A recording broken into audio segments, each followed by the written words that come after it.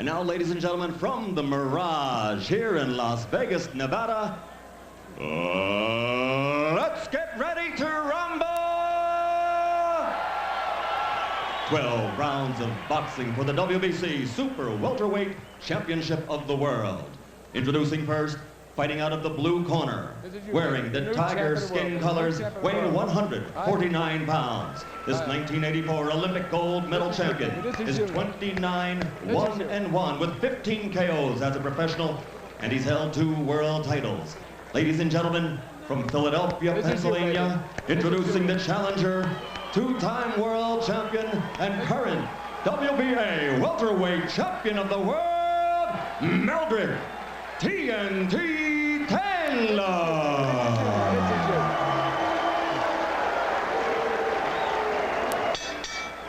And his opponent across the ring, fighting out of the red corner, wearing the red and white trunks, weighing 149 pounds. He brings an outstanding professional record into the ring tonight with 31 victories, 17 by KO, against only 3 defeats. From Campo, California, ladies and gentlemen, presenting the WBC Super Welterweight Champion of the World, Terrible Terry Norris.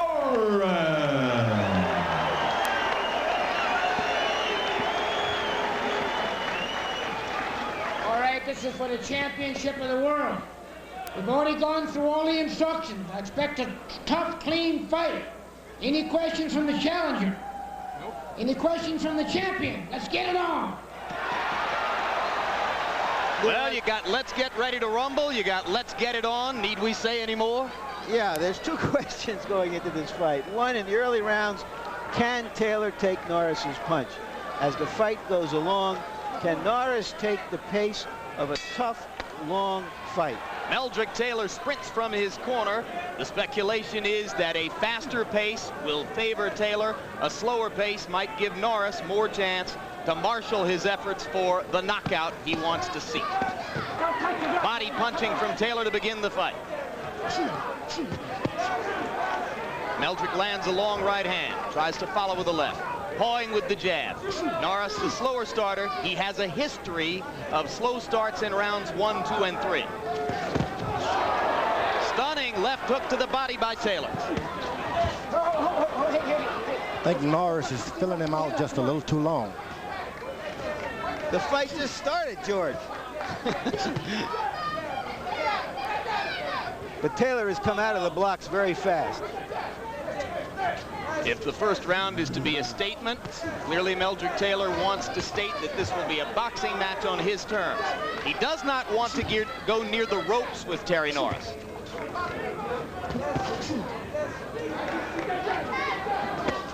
Norris slow to release his punches and missing so far. Meldrick Taylor beating him to the punch. Now Norris lands a short right hand inside. The more Taylor throws, the more he makes himself available for counter punches, and Terry Norris is a good counter puncher once he gets going. Norris says he's willing to take some leather because he doesn't believe Meldrick Taylor can hurt him. Norris had better believe it. So you think that's a bad idea, George? Right, he's taken a few too many shots already.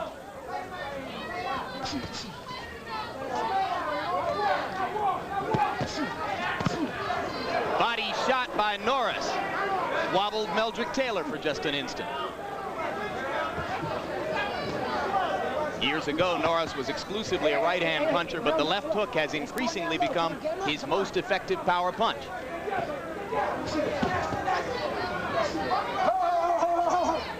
Watch on the inside, come on. Norris lands a right hand as they step apart, and now Terry Norris initiates an exchange for one of the first times in the bout. First minute of the fight belonged exclusively to Taylor. Things have been evening up a little bit since then.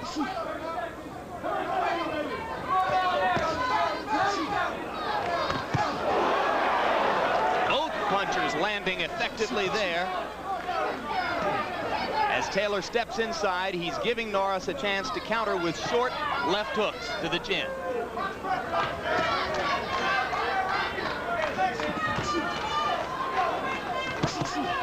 Right hand counter landed for Norris. Terry looking much sharper in the last minute of the round than he did to start out. That was state-of-the-art boxing, and it figures to get better. Good. All right. That's beautiful the first round. All right, now listen. Now go out there and handle him the same way this round. You understand? Just go do the same thing you're doing this round. Make it miss, make it pay. Now look. Double and triple up on that jab. Let it settle down a little more. Settle down a little more. See, read this guy. You got to be able to shoot that jab. Just place it like a radar. Or he's going to try to run under. Okay. Right uppercut. All right. Just let it flow, Terry. Relax. Deep breath. On the force side right hand. Give me short. The other right hand come back on the uppercut. You like to do an impact. Let's take bottom. Just pound him. In Taylor's corner, they're talking about make him miss, then make him pay. In Norris's corner, look for a chance to throw the uppercut. And lest you be deceived into thinking that Meldrick Taylor bleeds from the mouth through this fight, he's wearing a red mouth guard. So if you see red between his lips, it does not necessarily mean there's blood. Let's see if Norris gets a chance to launch the uppercut, which he believes can be the most effective blow in this bout. I think his corner, Taylor's corner, has told him wrong to try to match jabs at this point of the fight with Norris because it's too long and he's quick with it. Norris's reach advantage, in other words, would give him the edge there. He's going to match up every time.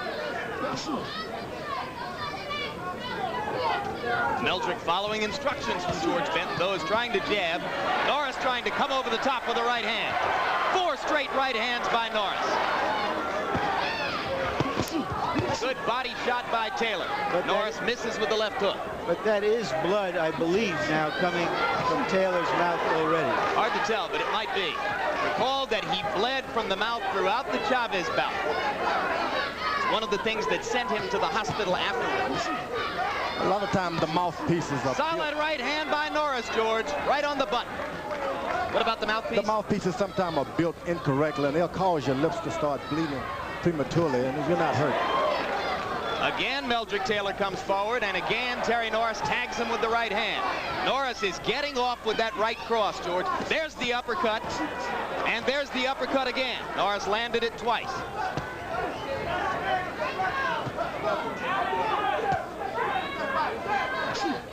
By attempting to jab against Norris's longer reach, Meldrick Taylor appears to have set up a good round for Terry Norris here. Lancing blow with the right hand, but Taylor steps back because he knows the power that Norris packs. Norris seems to be showing no respect for Taylor's punching power at all, George. And Taylor has reverted back to old Philadelphia style. Hit me 2, I'll get you 1 later. George, what can Meldrick do to prevent Norris from landing that short chopping right hand? Taylor's got to go strictly defensive, if you ask me right now. Stop trying to match punches with the guy. Let him rule for a few minutes, the first couple of rounds. Get him later on. Taylor missed with the long right. Norris came back with the uppercut and landed it. That time Norris missed with the left uppercut. Taylor standing more stationary than we might have expected and still trying to jab, not being effective because he can't get it there.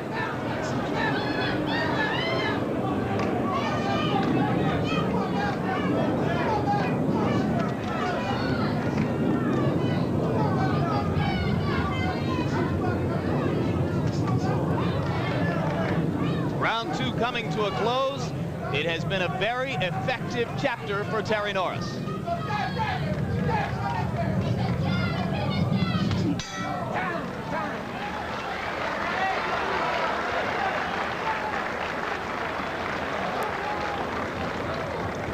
Listen, don't back up for a round, you understand? He's trying to nail you with the right hand. See what I mean? That would just keep the double and triple the jab. So you can't get the right hand over. You got me covered? All right? Now listen, Roger. Mel, now when you get close, you hustle. The guy can't beat you on the inside, so you're all right inside, I'm telling you. You understand? Your body punch is coming along good. Keep it up, but jab you. Relax, relax. His mouth's already busted. You remember talking about always been working like that's all we are.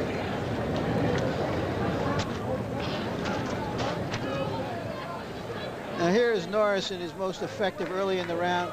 A straight right hand, and then followed by another one. but neither one budged Taylor. Keep that in mind. Neither one budged Taylor. They certainly got his attention, but he hasn't just fallen over. Round 3, WBC Super Welterweight Champion Terry Norris defending his title against WBA Welterweight Champion Meldrick Taylor. They begin round 3 with a jabbing contest. And George Foreman, between rounds, George Benton told Meldrick Taylor to stick with the jab, and you shook your head. No way. He's got to hit and move out of the way. Hit, move out of the way constantly. That's his only hope. Well, as they traded punches there, Meldrick Taylor got in a left hook that may have been his most effective blow. And now for the moment, Taylor seizes command and steps inside. Get that punches up. Come on, come on, come on.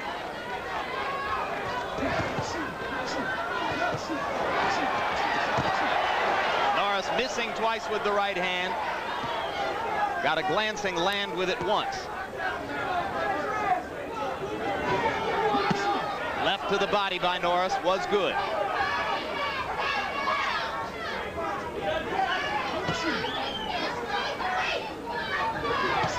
Right hand by Norris on the button. Meldrick doesn't have a lot of commitment to the jab, George. No, and he should never. He's standing still because his corner told him to use this jab. If they had told him to hit and run away, he would have a better chance at this point. Meldrick got off to a good start in this round, but now Terry Norris is taking over again.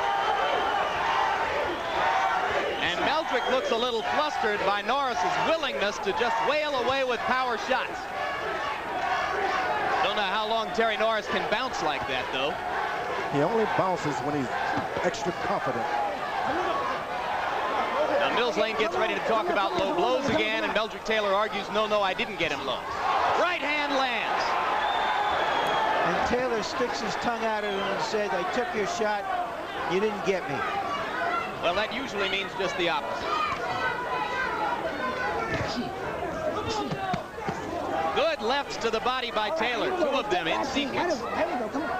That's where I think he has to go, George, inside and to the body. That's right, and out of the way, because if this fight goes the distance, those body punches are going to start to hurt and wear down Terry Norris, bouncing around with his legs. Particularly if Norris, as we suspect might be the case, is overtrained and ill-prepared to stretch himself to 12 rounds in this heat.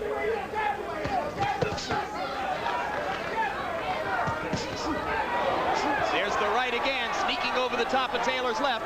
Meldrick again with the smile on his face. I'm not sure the message will get across if Terry Norris keeps landing this way.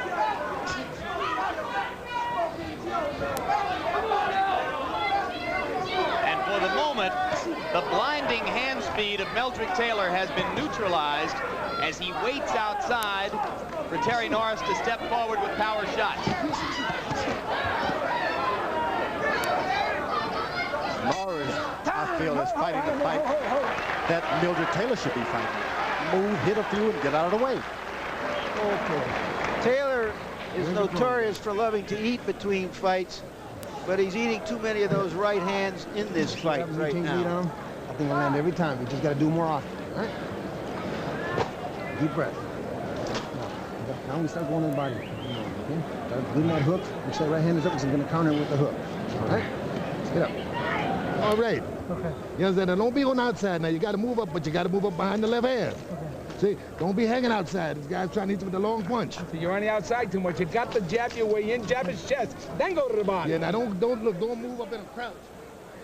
Okay, let's take a look. There's a nice left hand by Norris to the body. But the right hand to the long looping right hand, it isn't hitting Taylor flush, but it's effective, it's scoring, and it piles up points. And it messes up the ear so you can't hear your instructions that well. And Meldrick doesn't seem to know yet how to neutralize it. As you heard his corner, they want him to jab his way and get in at close quarters where Taylor doesn't want to be. Right hand punch landed for Meldrick Taylor as he stepped in. So again, Norris takes a full shot from Taylor. And again, Norris tries to come back. Right hand landed for Taylor. And for Norris. This fight is everything it was supposed to be. Isn't it?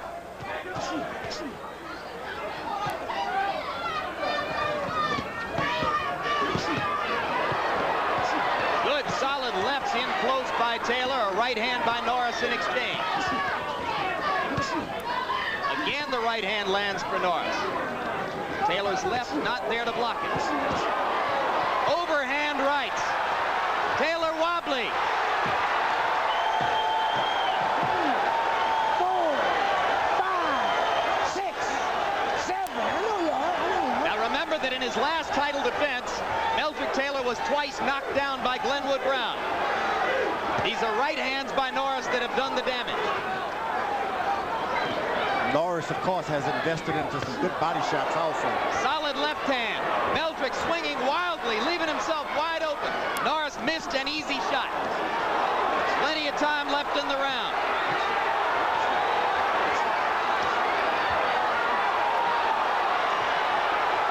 The word on the back of Terry Norris's haircut is knockout, and that's what he's thinking about right now. Yelling for Meldrick Taylor to clinch, but Meldrick keeps throwing leather and dropping his hands. Norris with the uppercut landed. He's trying to measure him and take a shot. It's about pure heart now. Come on, Mel. Skills went out of the window. Meldrick's still wobbly in there, George. Put that jab up there. Should he be grabbing and clinching? He should, but he's got too much heart in his soul. He's Philadelphia bred and trained. Doesn't know how to clinch. He thinks that as Norris throws, he's going to get a chance to land one in return. Norris with another solid right. Meldrick is woozy on the ropes. Second knockdown. 4, 5. There'll be about 20 seconds left when the count is complete. Here comes Terry Norris to try to finish him off. There's no 3 knockdown rule. Keep that in mind. And there's no quit in Meldrick Taylor. A decision for Lane to make. He's very close to stopping it, and there it is. Rightful decision.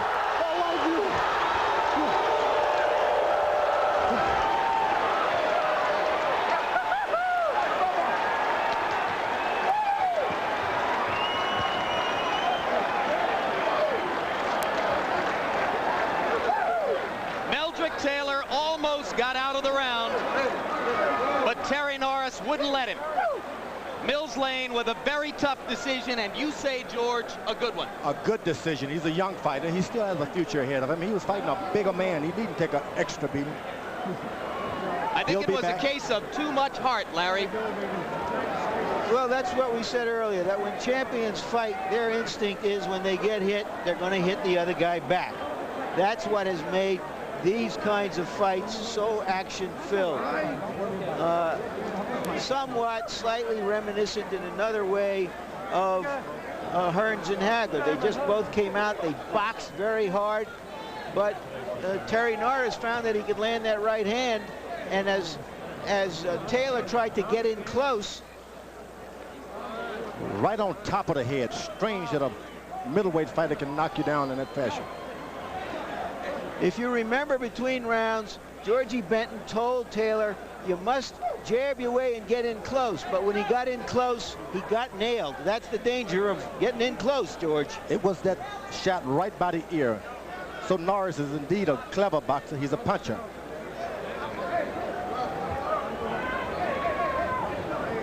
Now let's take a look at the second knockdown. We're going to, from some different angles. There was probably the hardest punch of the lot. And you can see Taylor is hurt, and a punch on top of the head sends him reeling. He's off balance, dazed. Who gives you instructions for when you're hurt? Only your heart and only your memory can give you those instructions. And those shots, the first one was right on between the chin and the cheekbone, which is hard to recover from. Interestingly, Terry Norris has a history of hitting fighters when they're down. He got disqualified for it once. He did it to both Leonard and Curry. He managed to restrain himself here, even though he had 2 free shots at Taylor as Taylor was going down. Yeah, you practice for months and months. That's a hard thing to control. There we go. There's Mills Lane stepping in with the final decision.